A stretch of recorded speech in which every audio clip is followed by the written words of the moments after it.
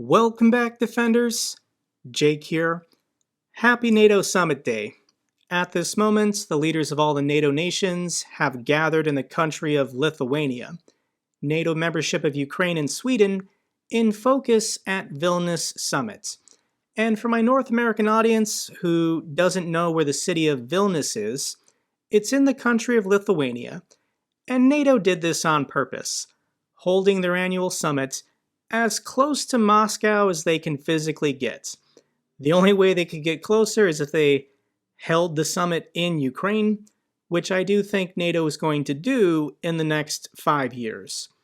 But for the citizens of Lithuania, this summit is very significant because let's pretend the Russians captured Kyiv in 3 days. They took control of the entire country of Ukraine, like Putin was planning. Of course, Russia wasn't going to stop. They were always going to attack the Baltic countries next. Between the territory of Belarus and Kaliningrad, which is Russian, there's a place called the Suwalki Gap. Everyone in Eastern Europe is very aware of it because the Russians want to close this gap. They want to connect the territory of Belarus, which is under Russian occupation, with the territory of Kaliningrad. Used to be Germany's Königsberg. So yes, Lithuania geographically is very significant to NATO. Its defense is on the front lines if Ukraine were to fall. So it is very significant to hold the summit there. And here's a family picture. All the leaders of the NATO countries getting together for a group photo.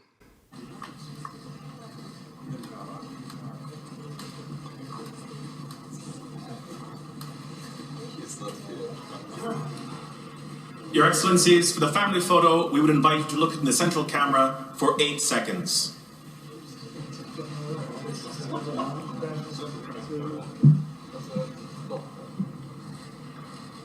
Thank you.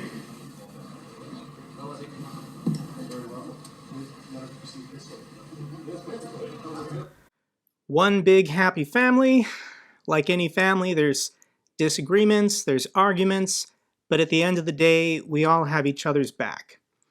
And for a report on the ground, here is a member of Ukraine's parliament, Oleksiy Goncharenko. This is what he has to say on the streets of Vilnius. Hello to everybody from Vilnius, and as you see how beautiful all Vilnius is yellow-blue now, and in the colors of Ukraine, Lithuania and NATO. And I want to tell you that the most important for us is to make a bold decision and step ahead. Ukraine, NATO, now. And some insights, it's still not known will Zelensky take part personally. It's still under consideration. Definitely will be Minister of Foreign Affairs and Vice Prime Minister on European and Euro-Atlantic integration, Mr. Kuleba and Ms. Stefanishina. U.S. delegation led by President Biden is coming late evening, so everybody are ready. I hope that this summit will become historical one. Ukrainian flags are flying all over the city.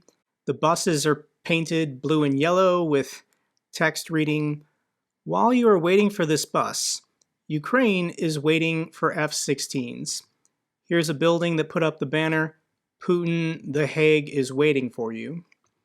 And initially, President Zelensky said he wasn't going to go to the summit if Ukraine formally wasn't going to be included. I don't want to go to Vilnius for nothing. And publicly, Chancellor Scholz stated that Germany won't agree to any language at the NATO summit that would give the impression of a fast track to Ukrainian NATO membership. President Biden made a similar statement saying that NATO is not going to bend the rules to allow Ukraine to join before the war is over. But the United States and NATO can offer special arrangements and protections for Ukraine, comparable to what NATO and the United States does with Israel. But of course, after the war, they will be a member. Russia's neighbors back Ukraine's bid at the summit. So I've made this argument since day one that Putin has forced NATO's hand. Ukraine must become a member of NATO now. Otherwise, Russia's just going to do this again in 2 years, 5 years, 10 years, whatever. Russia's never attacked a NATO country. So the way to stop these endless wars is just let everyone become a member of NATO. In addition, foreign investments to rebuild the country. Foreign companies aren't going to go into Ukraine unless they get the security guarantee that Russia's not going to destroy their facilities and steal all their equipment, comparable to what Russia is doing to Ukraine right now. But there is good news for Ukraine at the summit. It's official. This is from Reznikov. A coalition of F-16 training for the Ukrainian armed force has been formed. Today, 11 partner states plus Ukraine officially signed a memorandum outlining the terms of the F-16 deal. I'm especially grateful to Denmark and the Netherlands for their outstanding leadership in this process. Ukrainian pilots, technicians, and support staff will participate in the official training program. So it's good news. At some point this winter, maybe early 2024, Ukraine will be flying F-16 combat missions. Additionally, NATO voted on and approved a 4,000-page package of documents outlining what they would do if they were to go to war with Russia. Inside of Russia, they're already claiming they're at war with NATO, but not a single NATO soldier has been killed yet. So it's very kind of the Russians to give NATO bureaucracy a year and a half to plot and plan a hypothetical war. Should Russia try anything? NATO's never been stronger than it is today with the accession of Finland and now Sweden. So thank you, Russia, for giving us a year and a half to plan how to destroy you. NATO chief Erdogan backs Sweden's membership bid. So here's the NATO chief with, I guess, the representative of Sweden. Here's Erdogan of Turkey. Turkey's been blocking Sweden's membership for almost a year now, but they've finally given in. So what the heck was going on with these negotiations? And the rumors is that Erdogan was linking Sweden's NATO membership with Turkey's EU ascension. Turkey's economy and their currency is not doing well, and Turkey would really like to join the EU, adopt their currency. So the rumor is that Erdogan was saying, I want to be able to join the EU, and in exchange, I'll allow Sweden to join NATO. You can't do that. You can't have quid pro quos. This is basically diplomatic blackmail.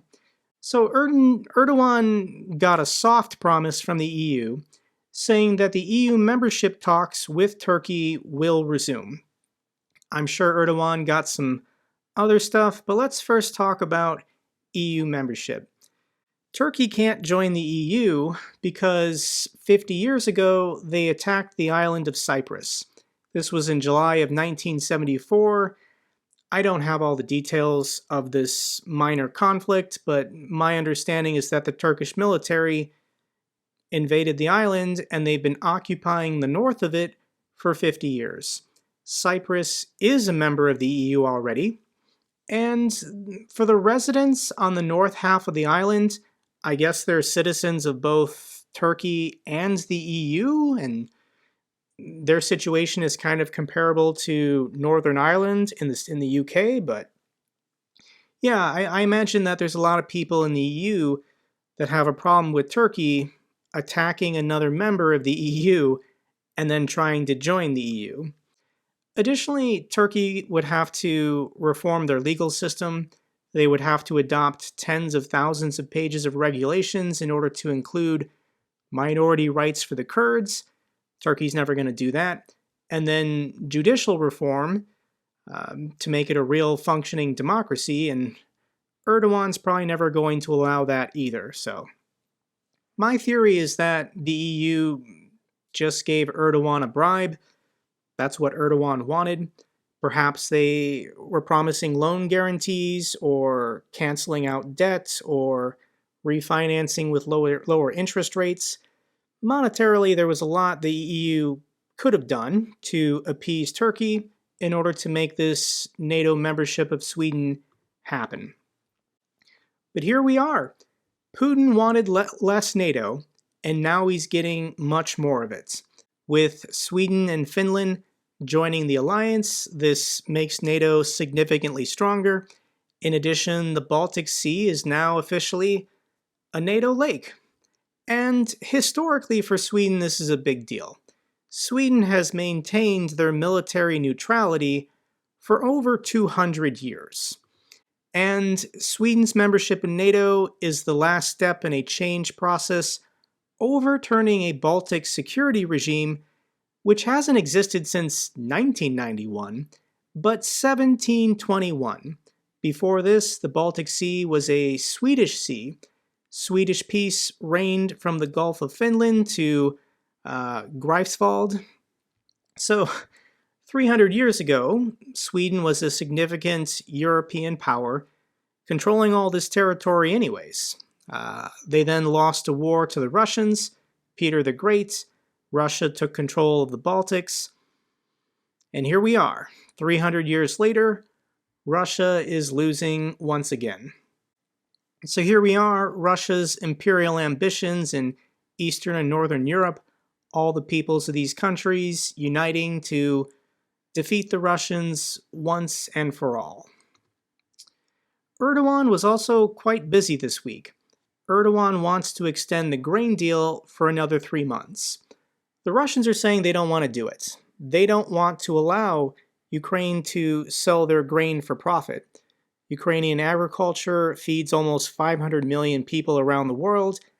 Russia would be happy for those 500 million people to go hungry if they thought it helped them in any way win this war. Russia has plenty of food for themselves, so it's not their people starving. And Erdogan is saying no to Russia on pretty much everything, and he's stating that Turkish warships are going to continue escorting Ukrainian grain ships, and there's nothing Russia can do to stop them. Either they take the benefits of the deal, or the deal collapses, Russia gets nothing, and then Russia can choose to fire on Turkish warships if they want to stop these grain shipments, so Russia can go pound it. Additionally, President Zelensky last weekend flew to Turkey, and Erdogan allowed the commanders of the Azovstal battalions return to Ukraine. This was unexpected. Nobody thought this was going to happen. The conditions of their surrender, this was more than a year ago, was that the commanders of this regiment would remain in Turkey for the rest of the war. This was over a year ago, and I think Erdogan has said good enough. So the commanders were allowed to return to Ukraine. They got a hero's welcome. Pretty exciting news. They held a press conference. These commanders said they're returning to the battlefield. They want to resume their duties and go back to fighting the Russians. So Russia is humiliated, and they feel betrayed because they thought they were friendly with Turkey. So here is Olga's reaction to the release of these POWs on Kremlin State TV. На таком фоне заправский умелец балансировать на двух стульях Эрдоган не только похвастал, что Турция с начала конфликта поддерживает Киев, но и отдал Зеленскому главарей террористического Азова Редиса, Волыну, Колыну и еще 2 нацистов, которые сдались в плен во время осады Азовстали в Мариуполе. Я напомню, в сентябре 22 года 5 командиров, в числе 215 других украинских пленных, обменяли на 55 наших военных и Виктора Медведчука. При этом по договоренности азовцы должны были оставаться в Турции под личные, как тогда было заявлено, гарантии турецкого президента, вплоть до завершения конфликта. В Кремле заявили, что Эрдоган не сдержал свое слово. Oh, Russian tears taste so delicious. The Kremlin said that Erdogan did not keep his word not even informing Moscow about the transfer of Azov's fighters to Kyiv. That is highly enjoyable. Here's a tweet from the parody account Darth Putin.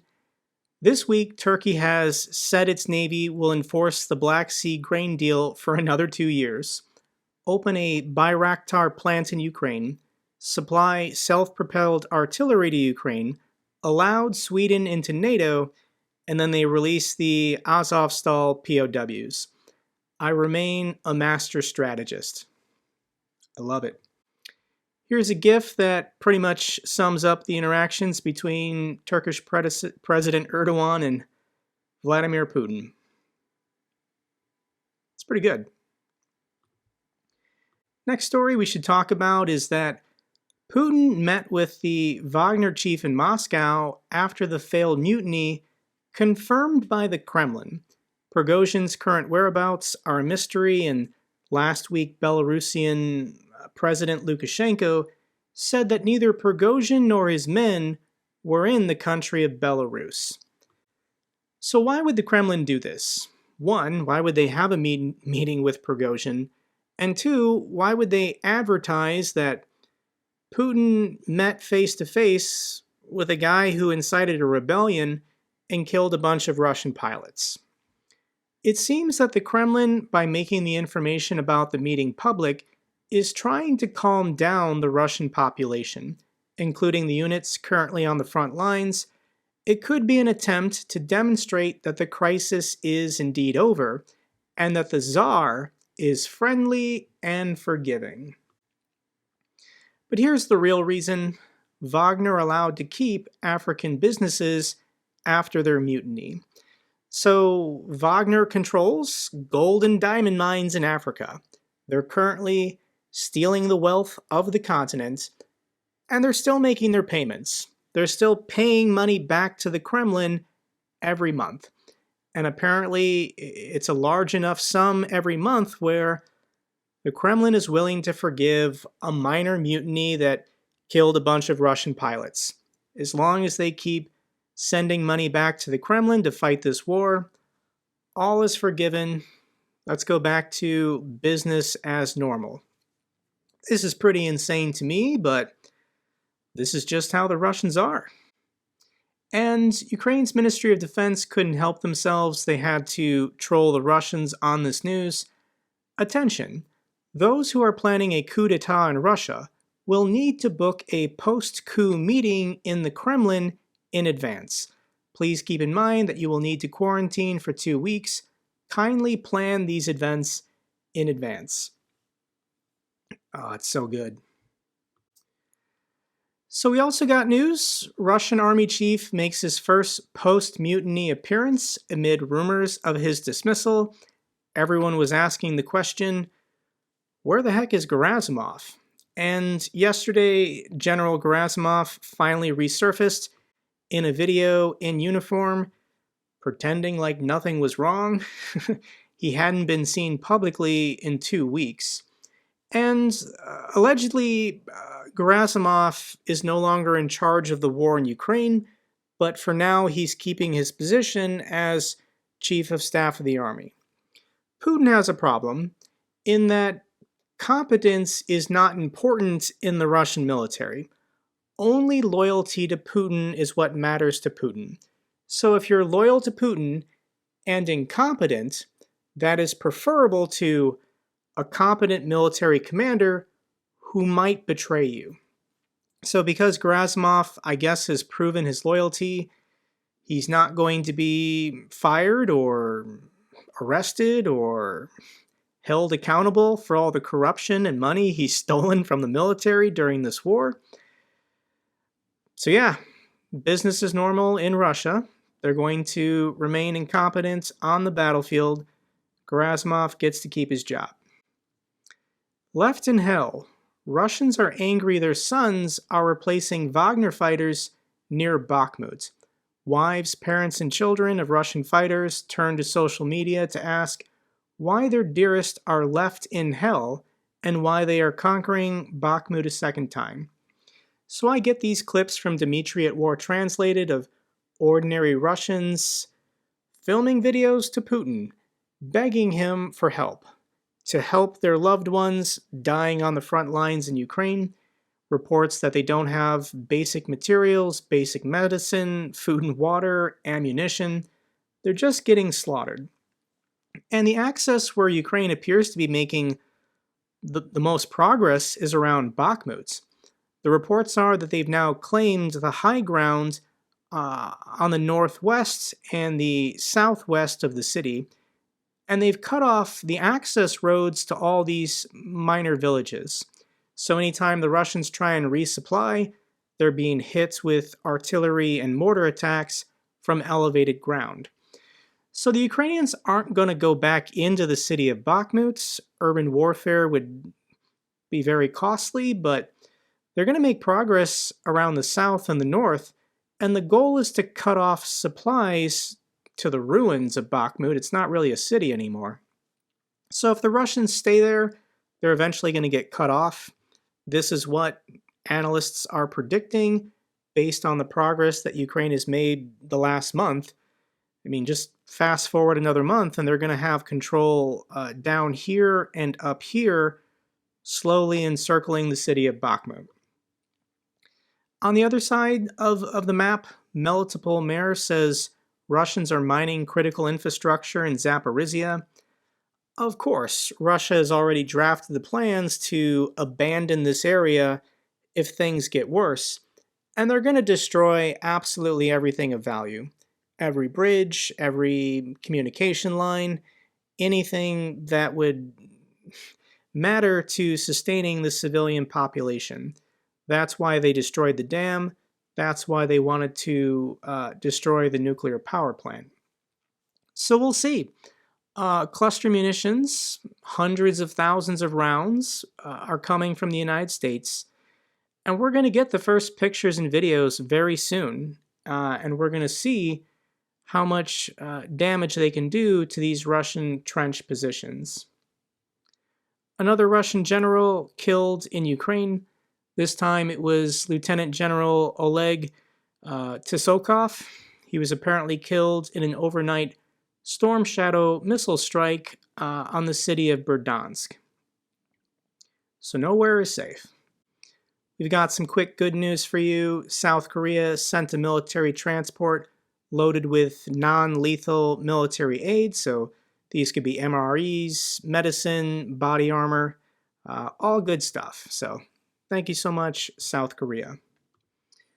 Lithuania's postal service has put out a notification that it will only deliver letters to the Russian embassy if they use the proper street address.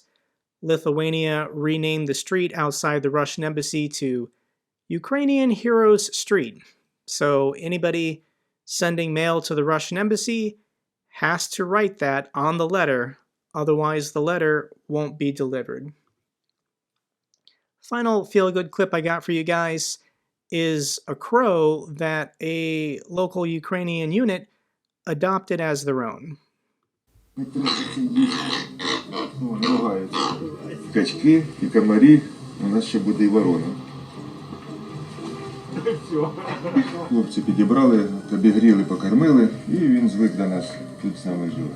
От якщо заглянете, побачите кликів паш. Оскільки він нам і диверсії маленькі робить, то я думаю, ворогу б точно, якщо навчити, мог би робити диверсію. За зброєння може і пістолет потягнути. Він такий, що досить таки міцний. Гранати від нього ховаєте? Гранати в підсумках, тому в нього доступу немає. Який позивний дали? Мавік, як коптіль, котів ганяє, не дає, як би це його ареал. Живе і не дає ніяким іншим заходити сюди. Кумедний, строптивий, він робить те, що йому захочеться. Не те, що йому там ти кажеш або не роби, він все одно буде робити своє, те, що йому цікаво і якесь приносить там його пташине задоволення. Mavic, the Ukrainian crow, keeping watch on the front lines against the Russians. That's all I got for this update video. Glory to Ukraine, glory to the heroes. If you found this video informative, give me a thumbs up. Best way to support the channel. Comments and questions, let me know down below. I love hearing from you guys.